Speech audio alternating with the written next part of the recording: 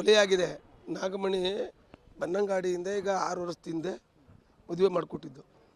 ಮದುವೆ ಮಾಡೋದು ಕೊಟ್ಟಿತ್ತವಿಂದ 1 ವರ್ಷದವಿಂದಲೂ ಸ್ಟಾರ್ಟಿಂದು ಪ್ರಾರಬ್ಧ. ಆ ಮಗುವ ಚೆನ್ನಾಗಿ ಮಡಿಕೊಳ್ಳಂಗಿಲ್ಲ.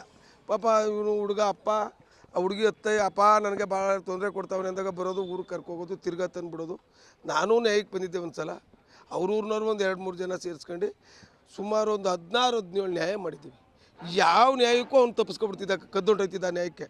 ಹೊಡೆದ್ಬಿಡೋದು ರಾತ್ರಿ ಹೊತ್ತು, ಹುಡುಗಿ ಕೆಡಗ್ಬಿಡೋದು. ನಾವು ನ್ಯಾಯಕ್ಕೆ ಬೆಳಗ್ಗೆ ಬತ್ತಿ ಅಂದರೆ ಅವ್ನು ಕದ್ದೊಂಟೋಗೋದು, ನಮ್ಮ ಕೈಗೆ ಸಿಗ್ತಿರಲಿಲ್ಲ. ಇದು ಕಂಟಿನ್ಯೂ ಆಗೋಗಿತ್ತು.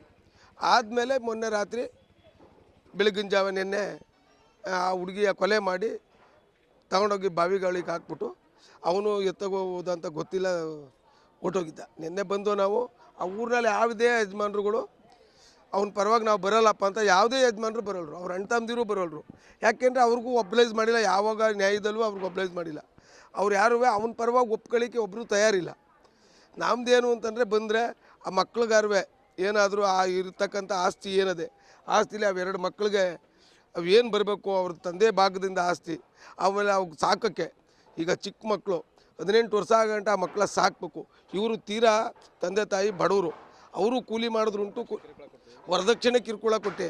ಏನೆಲ್ಲ ಮಾತು ಎತ್ತಿದ್ರೆ 80 ಗ್ರಾಮ್ ಚಿನ್ನ ಕೊಟ್ಟು 60,000 ದುಡ್ಡು ಕೊಟ್ಟು ಇಷ್ಟೆಲ್ಲ ಮಾಡಿ ಮದುವೆ ಮಾಡಿಕೊಟ್ಟಿದ್ರು. ಅವ್ನಿಗೇನು ಇದು ಮಾಡಿದ್ರು ಪುನಃ 20,000 ಇಸ್ಕೊಬಾ, 30,000 ಇಸ್ಕೊಬಾ, ಆ ಹೆಣ್ಣು ನಮ್ಮ ಅಪ್ಪ ಎಲ್ಲಿ ತಂದು ಕೊಟ್ಟು ಅನ್ನೋದಾಗ ಹೊಡೆಯೋದು ಬಡಿಯೋದು.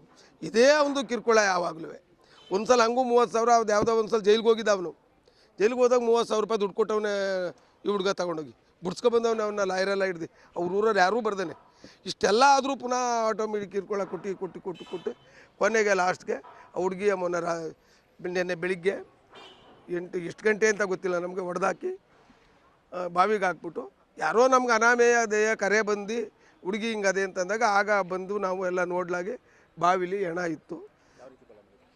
ಯಾವ ರೀತಿಲಿ ಕೊಲೆ ಏಟು ಬಿದ್ದವೆ, ಎಲ್ಲ ಕಡೆ ಏಟು ಬಿದ್ದವೆ, ದೇಹದ ಮೇಲೆಲ್ಲ ಏಟು ಬಿದ್ದವೆ, ಮುಖದ ಮೇಲೆಲ್ಲ ಏಟು ಬಿದ್ದದೆ. ಯಾವ ರೀತಿ ಮಾಡವನೆ ಅಂತ ನಾವು ನೋಡಿಲ್ಲ. ಒಟ್ಟಲ್ಲಿ ಕೊಲೆ ಮಾಡಿದ್ದಾನೆ, ಏಟು ಬಿದ್ದದೆ. ಅದಕ್ಕೇ ನಾವು ಪೊಲೀಸ್ ಕಂಪ್ಲೇಂಟ್ ಕೊಟ್ಟು ಶಿವಳ್ಳಿ ಪೊಲೀಸ್ ಸ್ಟೇಷನ್ಗೆ ಪೊಲೀಸ್ನವ್ರು ಬಂದು ಇನ್ವೆಸ್ಟಿಗೇಷನ್ಗೆ ಎಲ್ಲ ತಗೊಂಡು ಈಗ ಸವಾಗಾರಕ್ಕೆ ಇಟ್ಟಿದ್ದಾರೆ. ನಮ್ಮದೇನು ಅಂದರೆ ಅವನಿಗೆ ಕಠಿಣವಾದ ಶಿಕ್ಷೆ ಆಗಬೇಕು, ಆ ಮಕ್ಕಳಿಗೆ ನ್ಯಾಯ ದೊರಕಬೇಕು. ಆ ಮಕ್ಕಳಿಗೆ ಏನಾದರೂ ಆ ಇರ್ತಕ್ಕಂಥ ಆಸ್ತಿನಲ್ಲಿ ಈಗ ಅವ್ರು ಸಾಕೋಕ್ಕೆ ಮಕ್ಕಳಿಗೆ ಏನಾದರೂ ಆ ಊರಿನವ್ರು ಯಾರಾದರೂ ಬಂದು ಇಲ್ಲಿಗೆ ಬಂದು ನೋಡಪ್ಪ ಆ ಮಕ್ಕಳು ಆಗೋದಾಗದೆ ಅವ್ರ ಜೈಲನ್ನು ಮುಗಿಸ್ಲಿ, ಅವ್ನು ಬೋಳಿ ಮಕ್ಕಳು ಯಾರು ಮಾಡೋರು ತಪ್ಪ, ಅವರು ಆ ಮಕ್ಕಳಿಗಿಂತ ಆಸ್ತಿ ಅದೇ ಇಷ್ಟು ಏನು ಮಡಗಿ ಕೊಡ್ತೀವಿ ಅಂತ ಅವ್ರ ಊರಿನವ್ರು ಯಾರು ಬರಲಿ ಅಂತ ನಮ್ಮ ಆಗ್ರಹ. ಊರಿನ ಯಜಮಾನ್ರುಗಳು ಬಂದು ಆ ಮಕ್ಕಳ ಬಗ್ಗೆ ಕನಿಕರ ತೋರಲಿ.